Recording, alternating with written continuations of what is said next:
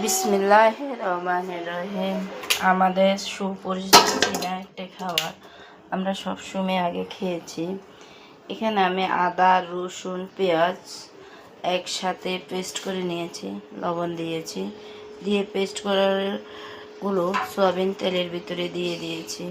এখানে আদাটা আলাদা পেস্ট করছি, তারপর এখানে একটু হলুদের গুঁড়ো আর আমাদের যেটা জিরার গুঁড়ো দিয়েছি, কারণ এখানে সব হয়েছে খাসি আছে না, দেশি খাসি মুরগি, তার চামড়া, তার গুদ্দা, কলজা একটারে সাথে ছোট ছোট করে আমি মাংস এবং আলু অ্যাড করছি, কারণ বাচ্চা আছে, নাহলে খেতে যাবে না। এইভাবে আগে মরিচ খোলাটা আমাদের মা দাদি সবাই দিয়ে দিত, সাথে আমি ধনিয়ার পাতা অ্যাড করেছি, কারণ খেতে খুবই মজাদার আর ইয়ামি হয়েছে। এইভাবে এখন বর্তমান জেনারেশন খায়নি, কারণ ওরা তো ব্রয়লারের উপর অভ্যস্ত। আগে আমাদের দেশের